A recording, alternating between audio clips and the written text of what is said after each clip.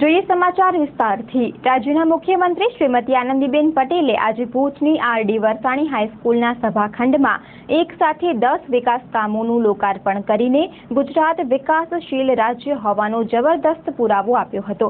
આ પ્રસંગે કચ્છના પ્રભારી મંત્રી શ્રી શંકરભાઈ ચૌધરી, કચ્છી મંત્રી શ્રી તારાચંદભાઈ છેડા, સાંસદ શ્રી વિનોદભાઈ ચાવડા, કચ્છ ભાજપના અધ્યક્ષ અને રાપરના ધારાસભ્ય શ્રી પંકજભાઈ મહેતા, અંજારના ધારાસભ્ય શ્રી વાસણભાઈ આહિર, ગાંધીધામના ધારાસભ્ય શ્રી રમેશભાઈ મહેશ્વરી, ભુજના ધારાસભ્ય ડોક્ટર નીમાબેન આચાર્ય, ભાડાના ચેરમેન શ્રી કિરીટભાઈ સોમપુરા, નગર અધ્યક્ષા શ્રીમતી હેમલતાબેન કૌર, જિલ્લા કલેક્ટર શ્રી મહેન્દ્ર પટેલ, જિલ્લા વિકાસ અધિકારી શ્રી આર.જી. ભાલારા વગેરે ઉપસ્થિત રહ્યા હતા।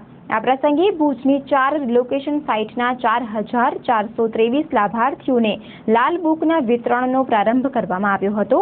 તે ઉપરાંત રાપરના પલાસવાના સામૂહિક આરોગ્ય કેન્દ્રનું લોકાર્પણ કરાયું હતું।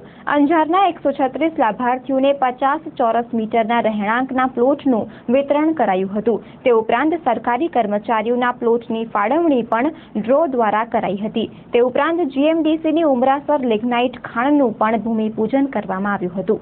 આ પ્રસંગે રાજ્યના મુખ્યમંત્રી શ્રીમતી આનંદીબેન પટેલે જણાવ્યું હતું કે રાજ્ય સરકાર, પ્રશાસન અને પદાધિકારીઓના અદ્ભુત સંકલનથી અનેક વર્ષો જૂના પ્રશ્નોનો ઉકેલ લાવવામાં સફળતા મળી છે। તે આ સરકારની સિદ્ધિ છે। આજે તે પ્રસંગે આપણે બધા ઉપસ્થિત થયા છે। ગરીબના ઘર સુધી રોટલો પહોંચે,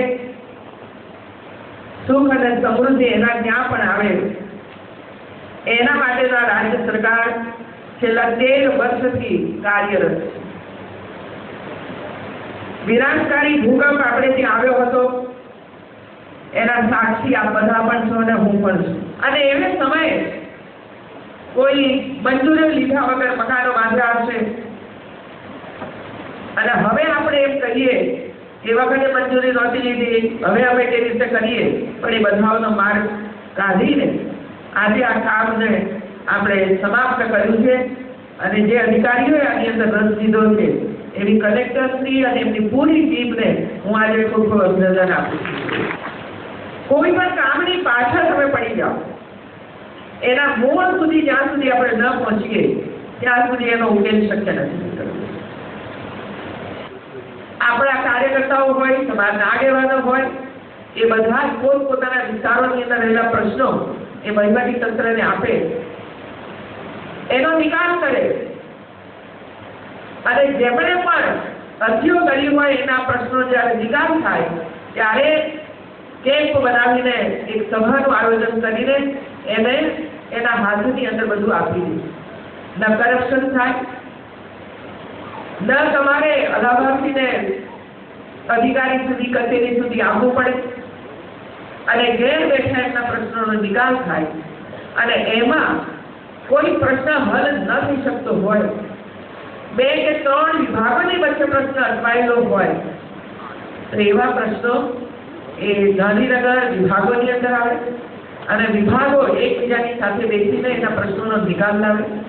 આ અભિગમ અપનાવવાને કારણે લોક સંપર્ક સેતુના માધ્યમ દ્વારા લગભગ આજ સુધીમાં જે કોઈ લોક સંપર્ક સેતુના કાર્યક્રમો થયા એમાં 9000 કરતા વધારે પ્રશ્નો આપણી સમક્ષ આવ્યા અને એમાંથી 86% જેટલા પ્રશ્નોનો નિકાલ સ્થળ ઉપર આવ્યો અને બાકીના પ્રશ્નોમાં જે 5% પ્રશ્નો આજે બાકી છે, જે કોઈ નીતિનિષ્ઠ નિર્ણય લેવાને કારણે યા તો કોઈ નીતિ લો આપણે બનાવીએ વિધાનસભાની અંદર, ત્યાર પછી એનો નિકાલ આવશે।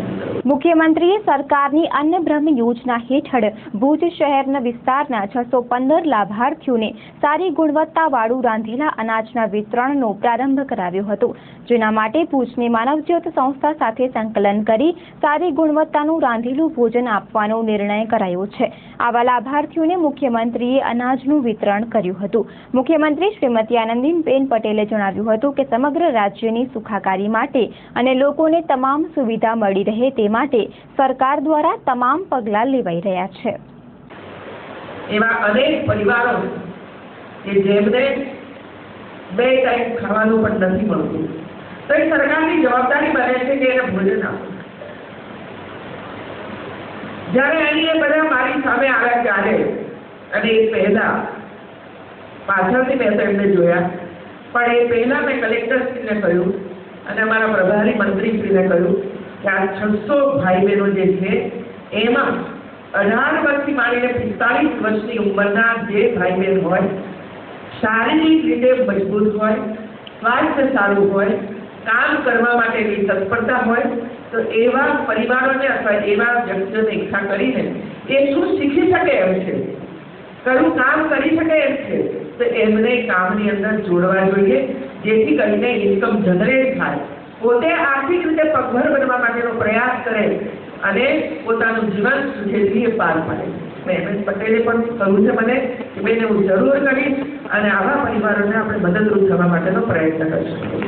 તે ઉપરાંત મુખ્યમંત્રી દ્વારા માંડવી મરીન પોલીસ સ્ટેશનની નવી બિલ્ડિંગનું ઉદ્ઘાટન, ગઢશીશા પોલીસ સ્ટેશનની નવી ઇમારતનું લોકાર્પણ, પલાસવા સામૂહિક આરોગ્ય કેન્દ્રની નવી બિલ્ડિંગનું લોકાર્પણ, નલિયા ખાતેની પ્રાંત કચેરીનું લોકાર્પણ પણ કરવામાં આવ્યું હતું.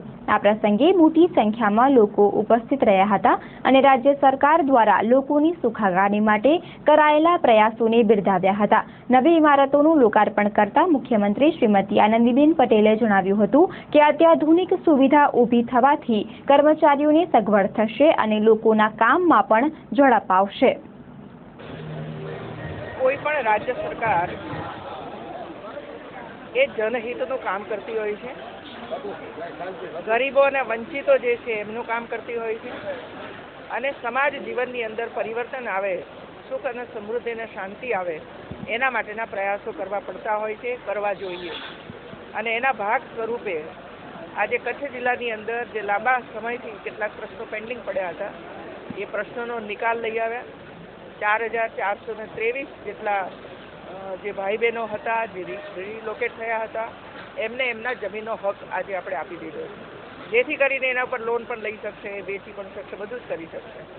જે વાદી અને મદારી જેવા અનેક એવા પરિવારો ગુજરાતની અંદર વસે છે, જેમને અમે પાટણ, બનાસકાંઠા વગેરેમાં તો પોતાના મકાનો એમને આપ્યા, પરંતુ અહીં લગભગ 40 પરિવારો એવા હતા કે જેમને અત્યાર સુધી નહીં મળ્યું અને એટલા માટે એમને પણ એક પ્લોટ આપણે એમને આપ્યો. એની સાથે સાથે મકાન બાંધવા માટે 1,70,000 રૂપિયાનો ચેક પણ એમને એનાયત કરવામાં આવ્યો.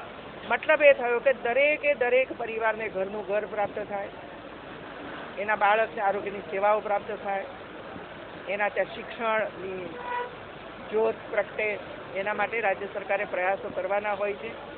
ખાસ કરીને તમને પણ હું અભિનંદન આપું છું, સરકારી તંત્રને તમે અભિનંદન આપ્યા છે, પરંતુ નીલોફર જે લગભગ 150 કિલોમીટરની ઝડપથી ત્રાટકવાનું હતું આ વિસ્તારમાં, જેને કારણે અનેક પ્રકારની મુસીબતો આપણને આવત, પરંતુ જે રીતે આપણે તૈયારીઓ કરી અને એ તૈયારીઓના આપે પણ હાઇલાઇટ કરી અને જ્યાં ક્યાંક ખામી રહી ગઈ છે તો એનું પણ તમે બધાએ ધ્યાન દોર્યું અને એટલા માટે એક સુંદર વ્યવસ્થા ઊભી આપણે કરી હતી કે આ નીલોફર વાવાઝોડું આવી હોત તો પણ આપણને એટલું બધું નુકસાન ન કરી ગયું સર, પરંતુ એ સમુદ્રમાં શમી ગયું.